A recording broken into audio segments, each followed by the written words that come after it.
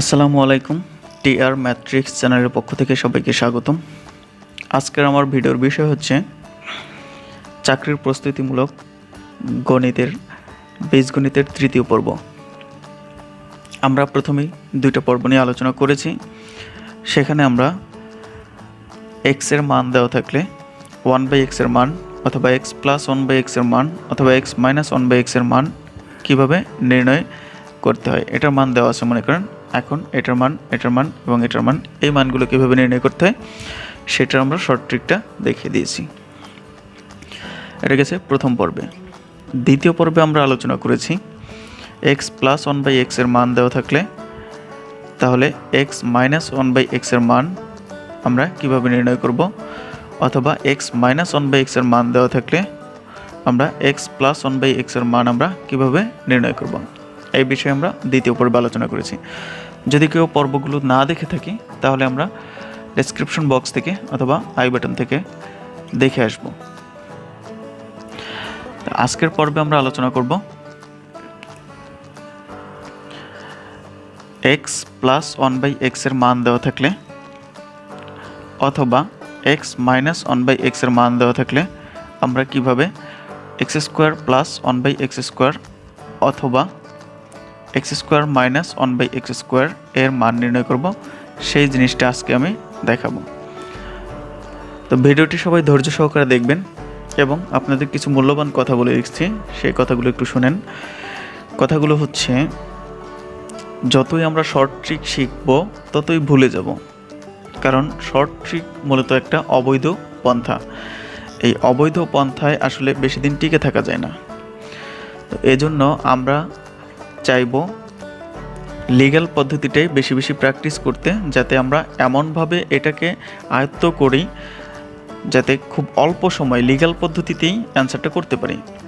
আমি চাকরির পরীক্ষাগুলোতে ম্যাথমেটিক্সের যদি 20টা ম্যাথ কোশ্চেন থাকে তাহলে সেখানে 20টা ম্যাথ কোশ্চেনই আমি সলভ করতে পারি। কিছু কিছু ক্ষেত্রে 2-1টা সমস্যা হয়, কিন্তু আমি লিগ্যাল পদ্ধতি করি, তো এক্ষেত্রে আমার সময়ও বেশি লাগে না।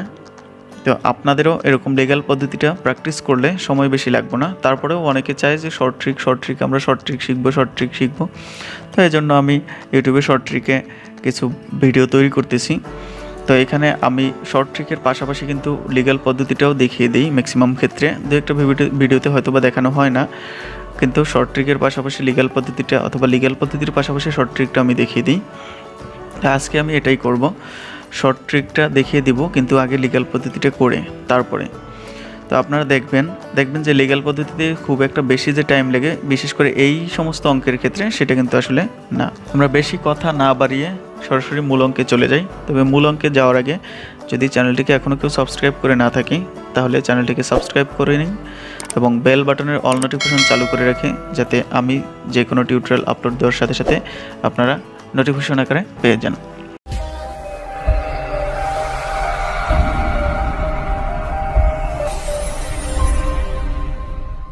ইন্ট্রোর পরে চলে এলাম।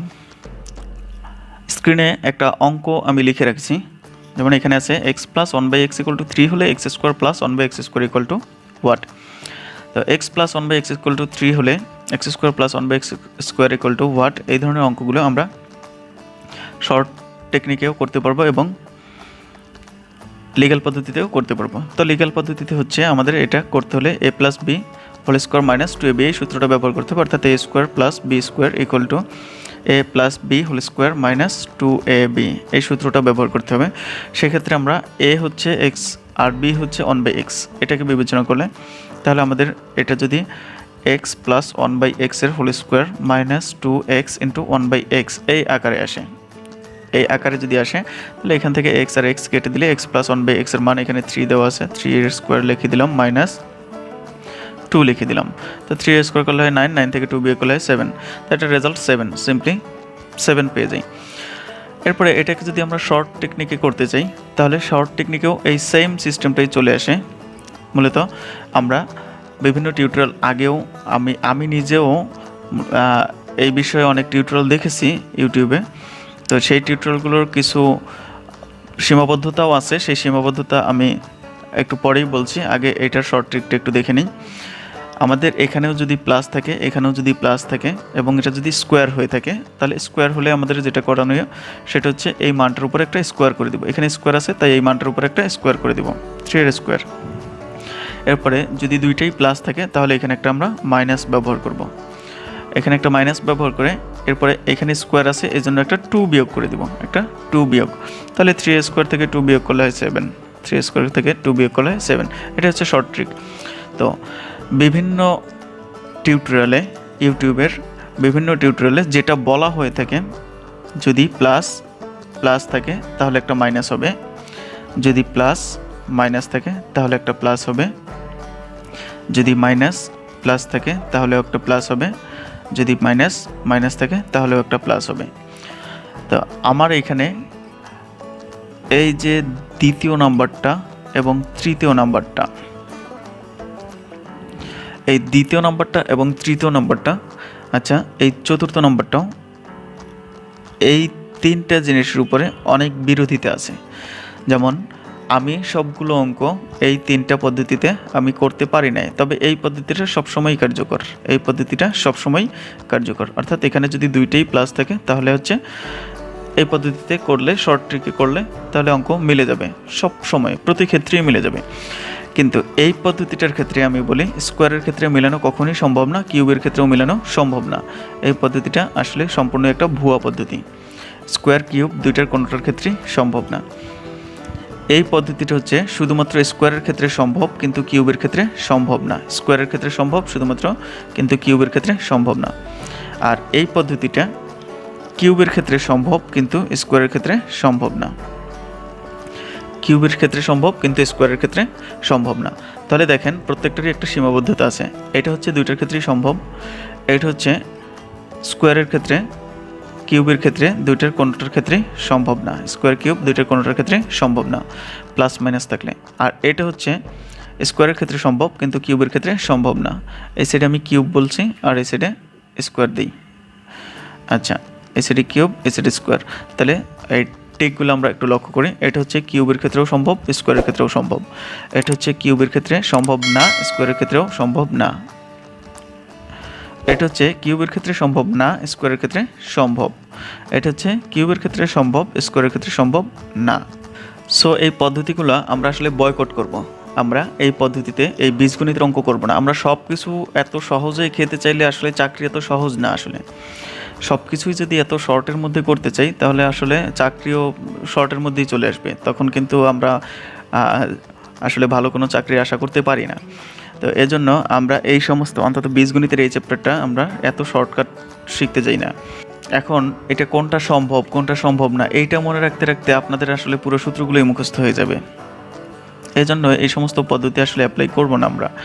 এজন্য আমরা এটার লিগ্যাল পদ্ধতিতে অঙ্কগুলো করব। তো আমি বিভিন্ন টিউটোরিয়ালে দেখেছি এইগুলো আসলে এরকম সূত্র বলে দেয়, কিন্তু যেগুলো সম্ভব সেগুলো দিয়েই অঙ্ক করে দেখায়, যেগুলো অসম্ভব সেগুলো দিয়ে অঙ্ক করে দেখায় না। এজন্য অনেক বকা ঝকা, অনেক গালিগালাজ এই ধরনের কমেন্টগুলো আসলে ওই সমস্ত ভিডিওতে চলে আসে। তো আমি চাই না যে আমার ভিডিওতে আসলে এরকম বকা গালিগালাজ এগুলো আমি শুনি, কারণ আমি আপনাদের উপকারের জন্য আমি টিউটোরিয়াল তৈরি করছি, আপনাদের শিখাচ্ছি, আবার বকাও শুনবো, এটা তো আমি আসলে চাই না। এজন্য আমি যেটা সম্ভব না সেটা নিয়ে আমি কথাও বলতে চাই না, যেগুলো সম্ভব সেগুলো নিয়েই আমি কথা বলি। তো আমরা এরপরে একটা কোশ্চেন দেখি। পরবর্তী কোশ্চেনটা হচ্ছে x minus 1 by x equal to 4 হলে x square plus 1 by x square equal to what? তো x square plus 1 by x square সূত্র হচ্ছে a square plus b square এর দুইটা সূত্র, একটা হচ্ছে a minus b whole square plus 2ab আর একটা হচ্ছে a plus b whole square minus 2 এটা হবে প্লাস, এটা হবে মাইনাস 2ab, এই দুইটা সূত্র। তাহলে এই দুইটা সূত্রর মধ্যে আমাদের এইখানে যদি মাইনাস থাকে তাহলে আমরা এই সূত্রটা ব্যবহার করব, আর এখানে যদি প্লাস থাকে তাহলে আমরা এই সূত্রটা ব্যবহার করব। তো আমরা এই সূত্রটা ব্যবহার করি, অর্থাৎ x minus 1 by x whole square plus 2ax into 1 by x হয়। তাহলে আমাদের x minus 1 by x এর মান ছিল 4 প্লাস 2, তাহলে 4 স্কোয়ার প্লাস 2 হচ্ছে 4 4 16 2 16 17 18, তাহলে এটার রেজাল্ট হবে 18। আমরা সিম্পলি এভাবেই করতে পারি, এর জন্য কিন্তু এত বেশি সময়ের দরকার হয় না। তারপরে হচ্ছে যদি আমাদের মাইনাস থাকে তাহলে মাইনাসের অঙ্কটা আমরা কীভাবে করব। মাইনাসের অঙ্কটা যদি x plus 1/x equal to 3 হতো তাহলে আমরা এক্স মাইনাস 1/x এর মান x square minus 1/x square মান আমরা কীভাবে নির্ণয় করব। তাহলে এটা এক্স স্কোয়ার মাইনাস 1/x স্কোয়ারের মান নির্ণয় করার জন্য আমাদের সূত্র হচ্ছে x plus 1/x into x minus 1/x। আমি একটু এই অঙ্কটা করে তারপরে আমি একটু কথা বলবো, একটু খেয়াল করবেন। তো এই অঙ্কটা যদি আমরা করি তাহলে হয় এক্স প্লাস 1/x এর মান 3 আর এক্স মাইনাস 1/x এর মান হচ্ছে √3 স্কোয়ার মাইনাস, আচ্ছা যদি মাইনাস হয় -4, ঠিক আছে, √3 স্কোয়ার মাইনাস 4। তো এখন আমি এটা নিয়েও একটু কথা বলি, এটা কিভাবে আসছে। এটা হচ্ছে এক্স প্লাস 1/x এর মান যদি হয় 3 তাহলে এক্স মাইনাস 1/x এর মান নির্ণয় করার জন্য এটার স্কোয়ারের সূত্র লিখি। এটার স্কোয়ার হচ্ছে এক্স প্লাস 1/x এর whole square minus 4x into 1/x, তাহলে -4 লিখতে পারি আমরা সহজেই। তাই এক্স প্লাস 1/x এর মান হচ্ছে 3 স্কোয়ার মাইনাস 4। এবার এইখান থেকে যদি এই স্কোয়ারটা উঠাই দিয়ে শুধুমাত্র এক্স মাইনাস 1/x রাখতে চাই তাহলে এখানে একটা রুট হবে। এভাবেই মূলত এই মানটা চলে আসে। তো এটা আমরা গত পর্বে দেখিয়েছি। তো আমি এইখানে 3 ইন্টু √3 স্কোয়ার মাইনাস 4 হয় 3 3 9, 9 থেকে 4 বিয়োগ করলে 5, তাহলে 3√5 এটাই হবে অ্যান্সার 3√5। তো আমরা যদি শর্ট ট্রিকে আমরা এটা করতে চাই যেমন তাহলে এইখানে প্লাস এইখানে মাইনাস, তাহলে প্লাস এবং মাইনাস থাকলে প্লাস হওয়ার কথা, তাহলে 3 স্কোয়ার প্লাস দিয়ে এরপরে 2 লিখে দিই, তাহলে 3 স্কোয়ার করলে হয় 3 3 9, 9 2 9 10 11 হয়। তাহলে এটা কি মিলল এই অঙ্কটার সাথে? 11 কই রইল 11 আর কই রইল 3√5। তাহলে আমাদের আসলে এই ভুয়া টিউটোরিয়ালগুলো আমরা না দেখে আমরা যেগুলোতে আমরা সঠিক কিছু শিখতে পারবো সেই টিউটোরিয়ালগুলো দেখব, এবং এই টিউটোরিয়ালগুলো আপনাদের সঠিক কিছু শিখাবে সেই টিউটোরিয়ালগুলো শেয়ার করে আপনারা বন্ধুবান্ধবদেরও শিখাবেন সঠিক কিছু। তো এখানে আমরা এই বিষয়ের যতগুলো আমি টিউটোরিয়াল দেখলাম সবগুলোতে এইভাবে বলা হয়েছে যে যদি প্লাস মাইনাস থাকে তাহলে প্লাস হবে, প্লাস মাইনাস থাকলে প্লাস হবে, এবং ওই শর্ট ট্রিকে অঙ্ক করা যাবে। তা আমি তো দেখি যে না, করা যায় না, আর মিলেও না করলে। তো ভিডিওটি যদি কেউ শুরু থেকে শেষ পর্যন্ত দেখে থাকি তাহলে এই ধরনের অঙ্ক নিয়ে আর সমস্যা হওয়ার কথা না।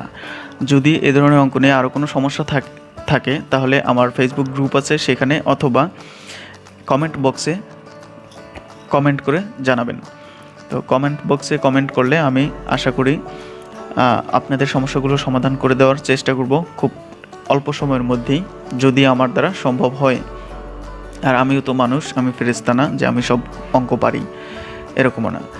আচ্ছা, তো আপনারা যদি কেউ ভিডিওটি দেখে ভালো লেগে থাকে আপনাদের, তাহলে একটা লাইক দিয়ে কমেন্ট করে জানাবেন এবং শেয়ার করে বন্ধুদের দেখার সুযোগ করে দিবেন। আর যদি আমার চ্যানেলটিকে সাবস্ক্রাইব করে না থাকেন তাহলে চ্যানেলটিকে সাবস্ক্রাইব করে অল নোটিফিকেশন চালু করে রাখবেন। আমার জন্য দোয়া করবেন। আসসালামু আলাইকুম।